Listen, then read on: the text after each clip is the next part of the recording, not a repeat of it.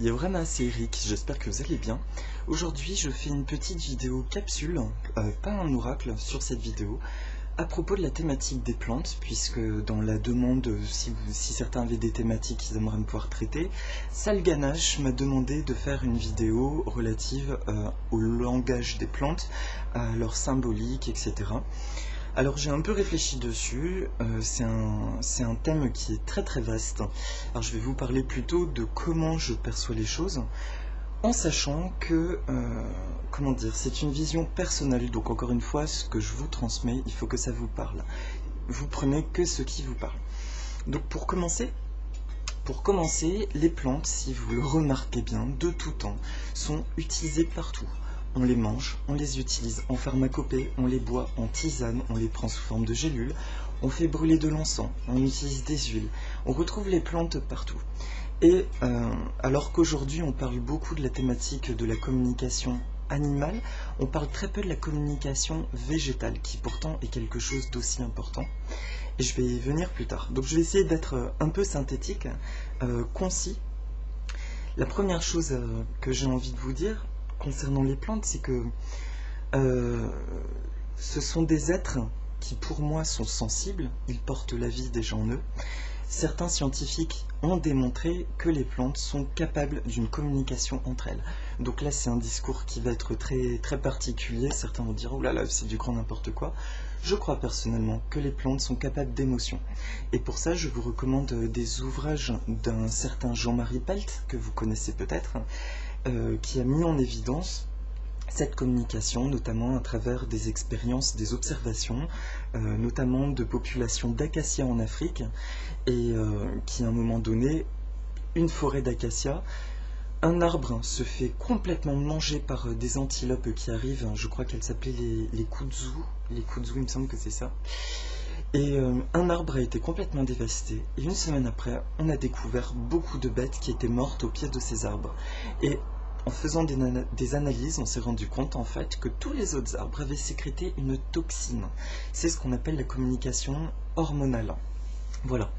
Donc, il y a plein d'expériences que vous pourrez retrouver dans ce genre d'ouvrage, ou si vous tapez sur internet, faites la recherche communication végétale, vous verrez qu'il se passe des choses. Par exemple aussi, on s'est rendu compte que sur un clone d'une seule même plante, il y en a une qu'on va brûler à un endroit avec une cigarette, et bien toutes les autres, au bout de quelques jours, vont développer une excroissance cellulaire au même niveau exactement. Donc il y a bien une information qui passe.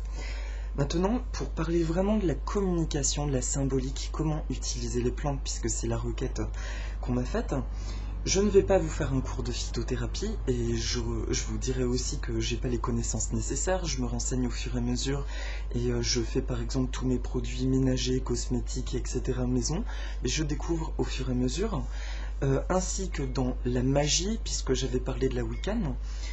Maintenant, parce que je pense que vous pouvez trouver plein d'informations à ce propos-là, et je pense pas avoir quelque chose de plus à apporter.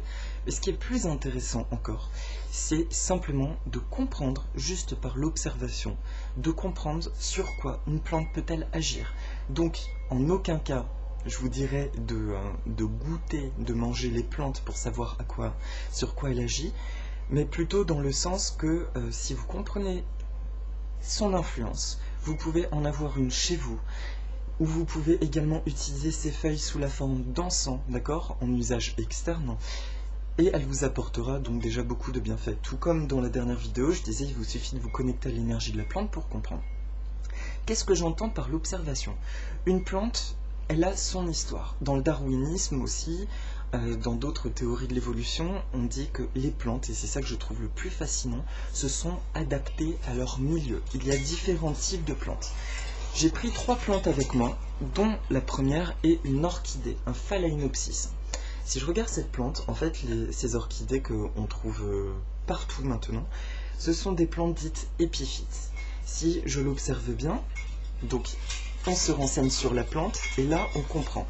On analyse juste ce qu'on observe, comment fonctionne la plante. Une épiphyte, c'est une plante qui pousse sur les arbres. Donc parenthèse, ces orchidées-là, ne les mettez jamais dans du terreau, elles pourraient pourrir. Parce que ces racines, contrairement aux autres plantes, ne sont pas faites pour absorber de la nourriture de la terre, elles sont faites pour aider la plante à se fixer.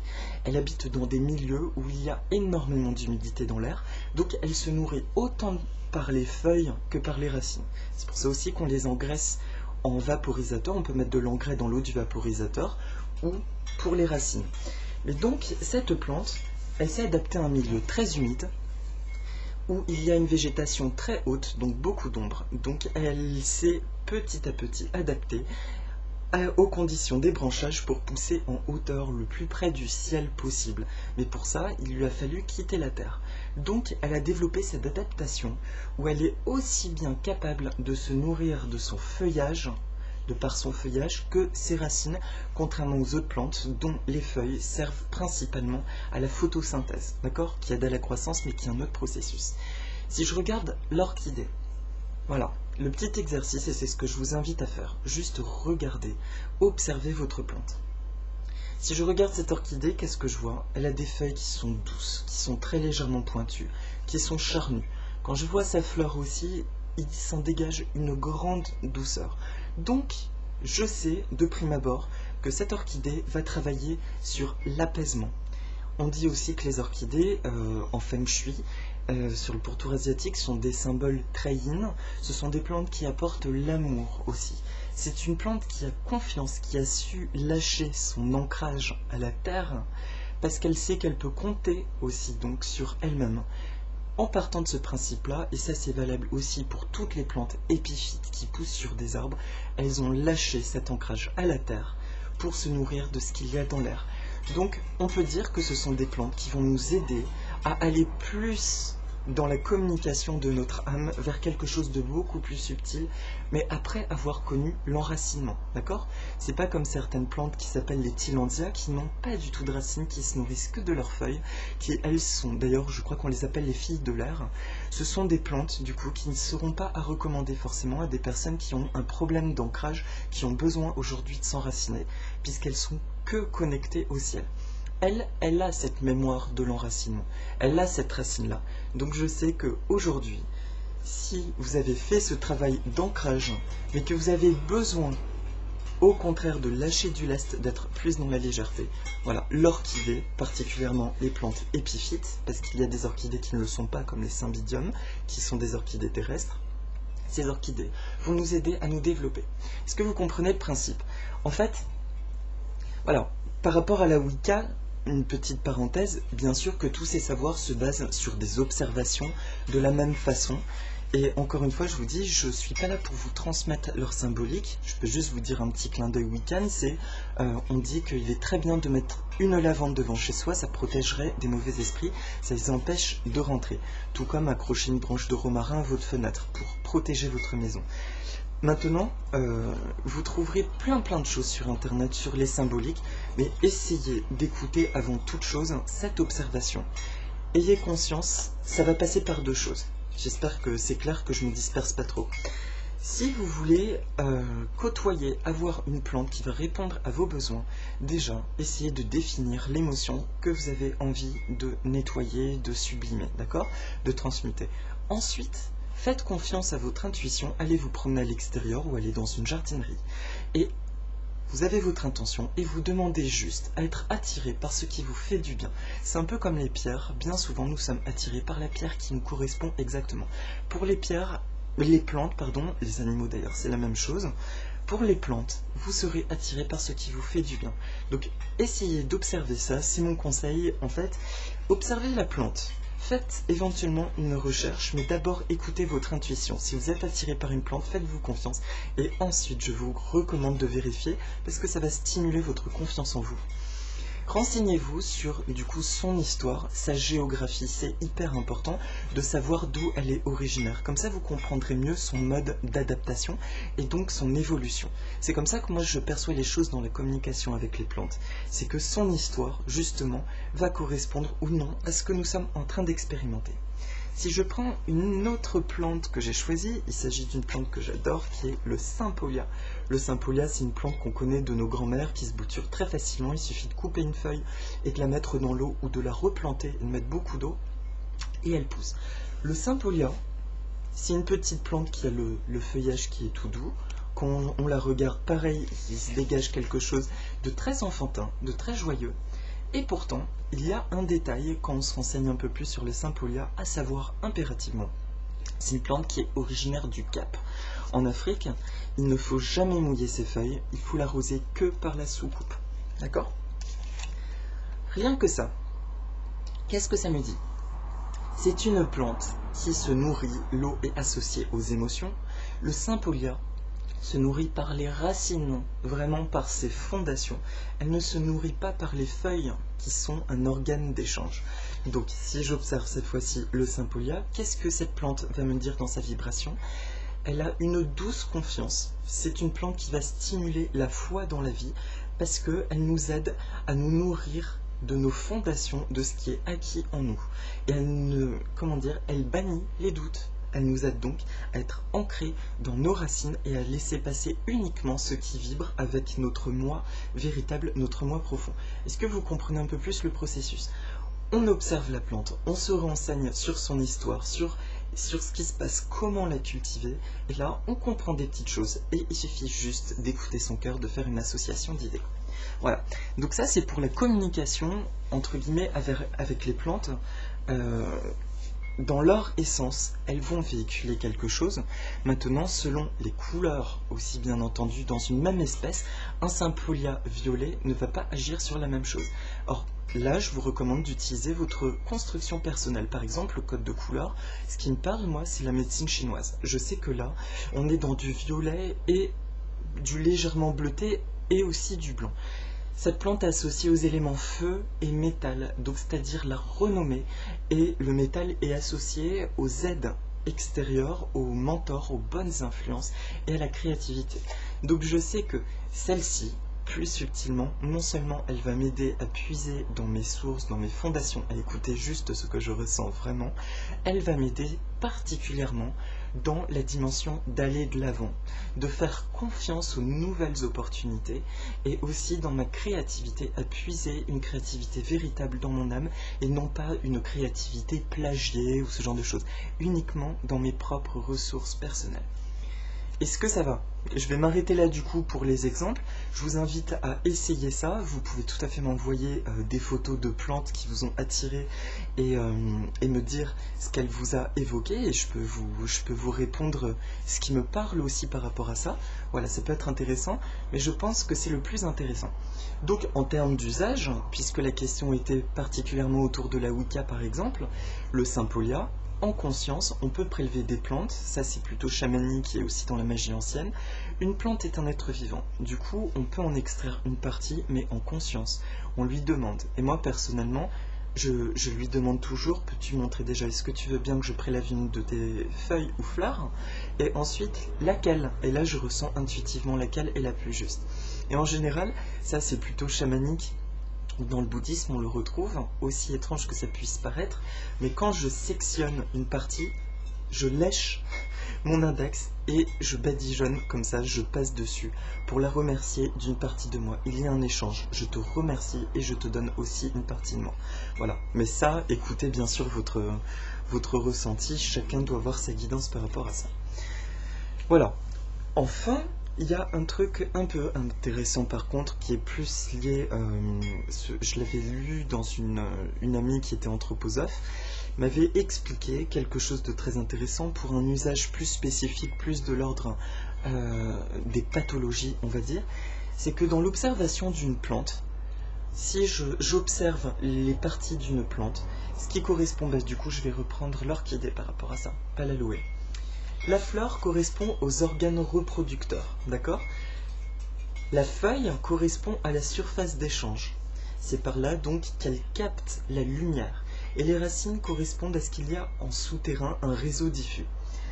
Dans l'anthroposophie, on m'avait dit qu'il faut inverser la plante pour avoir une correspondance au corps humain, c'est-à-dire que le système racinaire correspond au système supérieur du corps humain, donc la tête et tout ce réseau-là.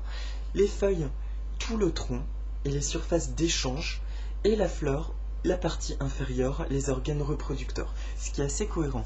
Du coup, on peut se dire aussi par extension que le système racinaire va plutôt travailler sur une dimension cérébrale, sur les émotions, le système foliaire sur tout ce qui est lié aux échanges, donc les problèmes de communication, les problèmes avec l'extérieur, mais aussi les problèmes de peau, puisque c'est ce qui est lié à l'extérieur, et les flammes particulièrement la créativité, la région génitale et la région inférieure du corps. Donc là, je vous dis ça de manière très très vulgaire, très grossière. Si ça vous intéresse, vraiment intéressez-vous à ça, parce que je dis peut-être des choses un peu faussées. En tout cas, si la thématique, c'est juste pour vous illustrer le fait qu'il suffit vraiment de vous renseigner, mais en lien avec vos aspirations, puisque Salganash m'a parlé de la Wicca. Si c'est la Wicca qui t'intéresse, du coup, renseigne-toi, parce que les plantes sont associées par leur couleur aux différents éléments air, terre, eau, feu. Elles sont associées à ça. Chaque élément correspond à des émotions liées à des planètes. Donc si c'est ta vibration, connecte-toi à cette vibration-là, d'accord? Mais de manière vraiment importante, et c'est ça que je voulais simplement vous dire aujourd'hui. Il suffit vraiment d'avoir une petite empathie, de vous connecter à la plante, de prendre le temps de la regarder, de lui dire « Tiens, toi, raconte-moi aujourd'hui ton histoire. Qu'est-ce qui se passe ?» Personnellement, c'est plus facile parce que j'ai une bonne connaissance botanique, c'est mon parcours, mais il suffit de taper le nom latin de la plante. Là, c'est une aloe. J'ai plus son nom latin d'ailleurs, mais si je le retrouve, je tape son nom latin sur internet pour savoir quelle est son origine, de comprendre son climat et ensuite simplement de l'observer. Bon, qu'est-ce qu'il en dit? Elle, j'ai un doute, il me semble que c'est une plante qui est mexicaine. Je dirais plutôt qu'elle est mexicaine. Si on regarde les plantes grasses de manière générale, attention, ça ce n'est pas un cactus, d'accord? Le groupe des aloés est un autre nom de genre. Les cactus sont une autre famille de plantes. Si je la regarde, elle, on sait clairement que les plantes grasses viennent de milieux plutôt arides, sauf que quand elles ont un feuillage qui est plus doux, comme celle-ci, qui ont très peu de pics, qui ne sont pas du tout agressifs, on peut se douter que ce sont des plantes qui ont quand même un climat qui a plus de pluviométrie, d'humidité. Bon, vous n'êtes pas censé le savoir, mais il suffit de regarder la plante. Les feuilles sont toutes charnues, et comme l'aloe vera, il y a du gel à l'intérieur, c'est renflé de gel, et la peau est fine, alors que les cactus auront une peau beaucoup plus charnue. Donc, en la caressant, en la regardant, en lui demandant ce qu'elle a à me dire, je me rends compte que cette aloe, elle est gorgée d'eau. L'eau, ce sont les émotions, donc pareil, une grande douceur, elle emmagasine des réserves. Elle a une grande connexion à l'eau, donc à ses émotions intérieures. Mais en même temps, elle a cette petite protection. Là, je parle spécifiquement de cette espèce d'aloe, pas l'aloe vera qui a 0 pic. Le fait d'avoir des petits pics, il y a quand même la protection de nos émotions. C'est une plante donc, je me dis, en la regardant, elle est légèrement pointue, en même temps quand on la touche, elle est très douce. Donc c'est une plante qui va m'aider à mieux écouter mes ressentis, à accepter aussi mes émotions, les choses non acceptées, les non-dits, les jugements personnels, tout en me protégeant suffisamment pour ne pas me laisser envahir par le monde extérieur. Cependant, ce que je ressens, c'est que c'est une plante qui a quand même une grande confiance puisqu'elle est facilement cassable, d'accord? Contrairement aux cactus qui ont des épines pour complètement laisser la protection totale. Donc si on cherche une protection, le temps de faire un travail, je vous recommande vraiment d'utiliser peut-être en complément un cactus avec elle, côte à côte, de les harmoniser de façon à avoir un travail beaucoup plus complémentaire. Mais encore une fois, ce travail, ça se fait dans l'amour et en conscience. Je vous recommande bien sûr de planter votre plante dans des conditions adéquates. Il ne s'agit pas d'un objet qu'on va jeter à la poubelle après l'avoir utilisé, d'accord? Quand vous achetez une plante, bien souvent la terre est très mauvaise, donc renseignez-vous sur internet ou dans des ouvrages sur son nom, le substrat nécessaire et essayez de faire un mélange adéquat pour que votre plante puisse vous satisfaire des années et des années. Comme cette orchidée, c'est une orchidée qui allait être jetée à la poubelle parce qu'elle n'avait très peu de fleurs. Donc j'aime bien récupérer ces plantes parce que je sais qu'avec des bons soins, elles partiraient bien. En l'occurrence, cette plante, j'ai acheté dans un tout petit pot. Bon, les aloés, on sait qu'elles ont besoin d'un terreau qui retient quand même l'humidité, plus que les cactus, et quand même du sable. Il ne faut pas que l'eau traîne trop. Donc j'ai fait un mélange de 3/4 de terreau, 1/4 de sable, et je l'ai mise là-dedans, et elle est super en forme, et ça fait 6 mois qu'elle est à la maison. D'accord? Donc c'est vraiment une relation, une amitié qui se noue avec une plante, parce que si vous êtes attiré par elle, c'est parce qu'elle va vous apporter quelque chose. Mais la moindre chose qu'on puisse faire pour elle est de leur trouver les conditions les plus adéquates, d'accord? Donc s'il vous plaît, rempotez immédiatement presque toutes vos plantes, renseignez-vous sur leurs besoins, rempotez-les dans un mélange adéquat et ensuite seulement vous pourrez vraiment faire un travail avec votre plante. Il y a cet échange de gratitude, je te fais du bien, tu me fais du bien. Voilà, c'est comme ça que je ressens en tout cas les choses, c'est du respect avec le monde du vivant. Voilà. Je n'ai rien de plus à dire. C'est ma vision des choses. Il suffit vraiment d'observer, de comprendre, de ressentir, de vous renseigner et faites confiance. Et même pour les usages, du coup, d'écouter votre intuition. Demandez-vous, ok, avec telle plante, qu'est-ce que tu me recommandes? Est-ce qu'il suffit que je t'aie près de moi pour que tu agisses sur moi? Est-ce que c'est une méditation? Est-ce qu'il faut que j'agisse, que je travaille avec tes feuilles? Je vous recommande de les faire sous la forme d'encens, de les brûler pour bénéficier aussi de leur odeur, puisqu'on dit que l'encens permet de communiquer avec les autres mondes. Et pour un usage interne, bien entendu, de bien vous renseigner avant. Pareillement, vous tapez le nom et usage interne à côté pour savoir si c'est nécessaire. D'accord? Et pour des problématiques vraiment physiques, là, écoutez, suivez des manuels de phytothérapie, mais encore toujours avec cette intuition. Vous pouvez avoir un problème, genre un problème de peau par exemple, genre un eczéma, un psoriasis, et vous dire je vais regarder psoriasis plante, sauf que parmi les plantes que vous allez voir, peut-être que certaines ne vont pas vous appeler. Nous sommes tous uniques, nous avons des énergies uniques, donc écoutez votre cœur, écoutez votre ressenti. Voilà, j'espère que c'est un peu clair, je ne savais pas trop comment le formuler, donc c'est cette expérience personnelle que je vous partage. Du respect, c'est un être vivant, et de l'amour. Et si vous avez des questions, n'hésitez pas. Je vous embrasse bien fort et je vous dis à tout à l'heure pour la vidéo de l'oracle de la semaine. Voilà. Bonne journée à vous et à très bientôt. Au revoir.